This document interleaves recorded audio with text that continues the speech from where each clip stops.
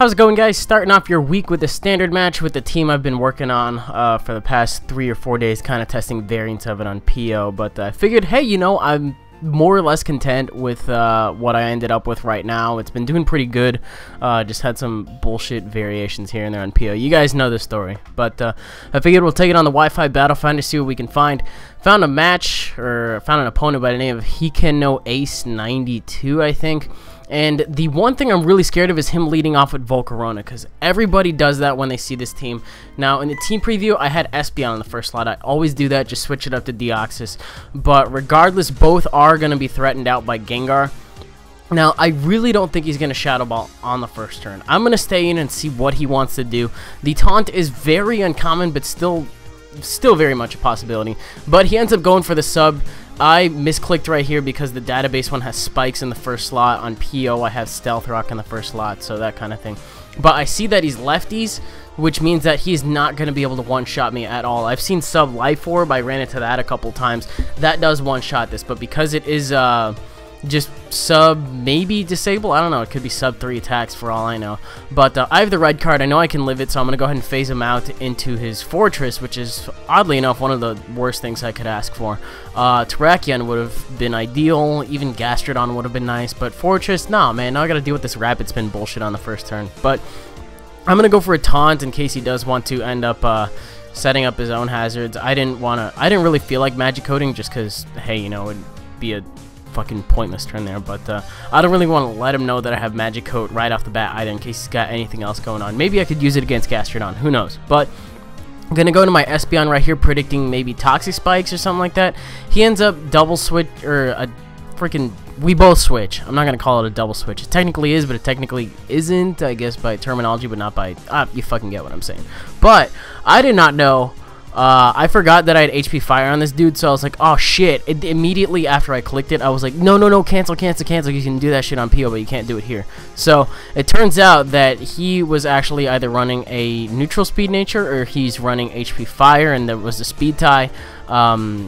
He ended up telling me after the battle he was running HP Fire too, so kind of lucked out on that one. But I'm going to go to my Choice Scarf Gengar right here, because I'm going to make it seem like I wanted to come in just to take the Bug Buzz. And it turns out that he's going to stay in and he's going to Fiery Dance. I don't really mind that I lose my Gengar right here. Unfortunately, Choice Scarf Gengar really doesn't do too much in this battle. But on PO, it's usually this and Cobalion that put in a crazy amount of work. But the Volcarona is not Choice Scarf. That cannot boost in my face. It is sitting at +2 speed and +1 spec attack. But I do have the Gyarados now. Now, Gyarados is a new addition, in case you guys watched the PO live video.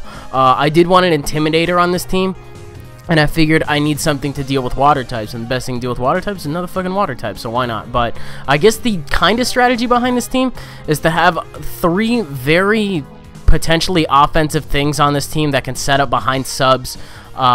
Just have them there. You know, we'll kind of... I don't know. What I'm trying to say is I set up hazards, set up screens, then go to one of these 3 dudes, and then just kind of go from there. So I think that's a better way to describe it. But I decided to stay in and bounce on the off chance to see if he does have Volt Switch, like some Fortresses tend to carry. But because I have seen Rapid Spin and I have seen Gyro Ball, I really don't think he's going to have the Volt Switch, which is why I'm actually going to go ahead and I believe either Dragon Dance or Sub on this turn. And Gastrodon is not touching me whatsoever. The best thing it can do to me is if it is the variant that has Ice Beam, it can go for that.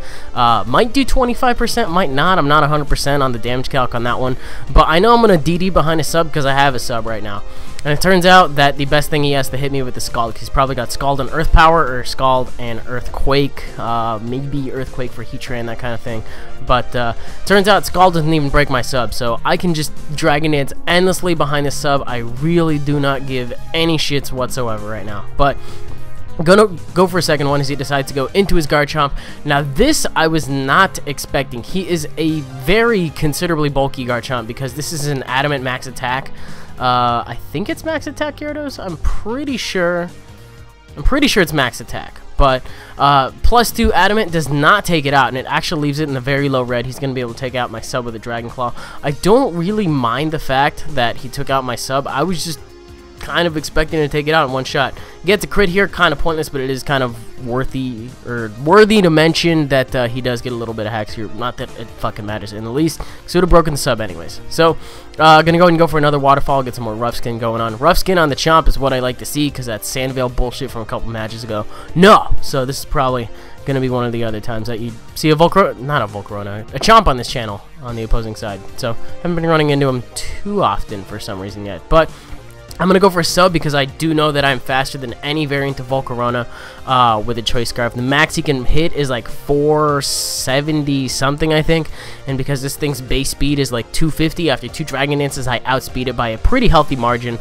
Anyway, you cut it by like 20, give or take 5 points either way, depending on his potential investment. But I know I'm faster. I'm going to go for another sub. He gets a crit on that one, which I really don't want to say mattered at all because I was anticipating that this wasn't going to break the sub. It just means I have to get up one more sub in the process. But this thing's looking pretty good. So he's locked in on Fiery Dance because that's the move he happened to choose. It was arguably the better of the two moves because Bug Buzz will just get the special defense drop, but Fiery Dance does have the chance to boost spec attack, that kind of thing, and his Flame Body kicks in.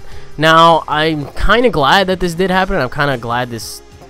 I don't know. If it didn't happen, then great. It would have been a really short match. But if it did, like it did now, then it actually makes the match a little more interesting because it's not going to be straight Gyarados sweep because he can just come into Fortress, take these hits very easily, and just go from there.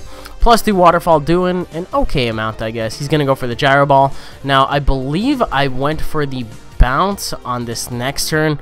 I was thinking about it, and I was like, you know what? I might as well go for it, because maybe I could get the paralysis. In hindsight, I probably should have just kept going for waterfalls to maybe get flinches and prevent him from getting up his hazards. I did want to take full advantage of this thing as long as it was in. Fortress is not really going to be doing too much, but or maybe he did get the Stealth Rocks up earlier. I wasn't really paying too much attention, but he goes for another Gyro Ball. Ends up missing there. It does allow me to dodge one Gyro Ball, which I'm pretty sure would be able to kill me at 25%. Go for Bounce, do not get the paralysis, and he's just going to kill me with another one. So, Gyarados put in a decent amount of work. I got rid of that big threat Volcarona. Garchomp is gone as well. Fortress is severely dented, and we're looking pretty good. And on top of that, I still have Espeon. So, I do take a little bit of Stealth Rocks damage, but I think right here he was scared of the Hidden Power Fire because of the way I brought it in. I was actually not looking to kill him off yet. I do have the Hidden Power Fire, but I'm actually looking to set up screens, and that way I can just go into one of my 2 other dudes who really benefits from being behind a sub. So get both of my screens up. This portion, probably not too necessary to have it max speed, but hey, we'll just go with it because it's on the Vegas track already. But gonna go for Psychic, see how much it does. I don't really expect it to do that much. I do get the Spadef drop, which is actually kind of nice.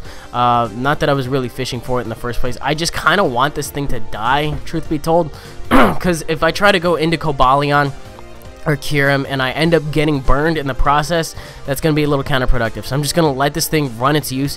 As long as it doesn't go beyond the screen's turns and then just leave me back at square one, that's fine. As long as I can get 1 to 2 turns of screens, I'd say that's kind of a fair trade at this point in the game. Now, I did completely forget about well, I didn't forget about Terrakion. I forgot that my Gengar died trying to not take down the Volcarona, but you get what I'm trying to say here. I thought I still had a Gengar in the wings, and that actually does come into play a little bit later or it actually comes into play right now because I'm trying to fodder this thing off, and this is the only thing I have that's potentially faster than Terrakion if it's not a Scarf variant. But I'm going to go for another Psychic here. He just ends up going for a Recover because he knows that, fuck, I'm just going to end up dying at the end of this turn to burn damage. That's okay too. But this does give me the opportunity right now to go into my Kyurem, just based on the test that I was running on PO. I happen to know that a Dragon Claw from this particular variant is going to do at least 50%, if not more, if he happens to be a physically defensive one. Like all of the ones I've run into, it's done a really, really good chunk, and I can just end up running them out of Recovers because Dragon Claw does have 24. Recover, I believe, has 16, I think. That, and there's a chance for me to just crit him outright too. So I am a sub Ruset with 2 attacks. I decided to switch that up from the PO1 because Hone Claws would have been nice in this situation to use, but I really do appreciate the coverage against Skarmory and other things that would be, you know, Steel types in general. Fusion Bolt's nice, but I'm gonna go for another Dragon Claw, or a Dragon Claw here. Look at how much that does. That does like like 55-60% to the point where I definitely feel comfortable risking it on the next turn. He gets another crit, which takes out my sub. I forget if the reflect actually, oh, I think the reflect wore out last turn, so it really doesn't matter. I think Earthquake might have been able to do the job anyway, but gonna go for another Dragon Claw and take this thing straight out. So he is down to his Terrakion, I believe, as his last one. Now, keep in mind, I still thought I had my Gengar here, which is why I leave this thing in to die. So he's like, okay, close combat. I'm like, that's fine. I'll just go immediately after this into my Gengar that I just now realized that I don't have. So it's basically I can go into Deoxys D to potentially pressure stall, depending on how much close combat is going to do. Or I can go into Cobalion right now, try to shorten the process a little bit, and fish for a potential speed tie. Because I think Bandit is the only one that can take out a Kyurem like that from full HP. So I'm thinking he's Bandit. I'm going to go for close combat. It turns out that he was, I believe, Jolly max speed as well, so that kind of thing. So it was a speed tie at the end there. It ended up being a speed tie with Gengar too, so I did get a little fortunate on that. I don't think I ended up really getting any crits in general on him, but hey, I'll take winning speed ties over getting crits or anything like that any day of the week. He got his fair amount of hacks. Fortunately, it just ended up being behind sub, so it didn't really come into too much play. But that's this team. I hope you guys like this video. I've been trying this team out for a while. I'm actually really enjoying it, so expect to see a little bit more of it in the future as well. But that's going to do it for this upload. If you guys enjoyed it, you're welcome to leave a like rating, comment, subscribe, and do your thing. I believe I have some TCGO on the plate for you guys tonight or tomorrow. I scheduled it already, but I can't remember which. So if you don't see it tonight, see it tomorrow, and I will see you guys tomorrow as well. So bye.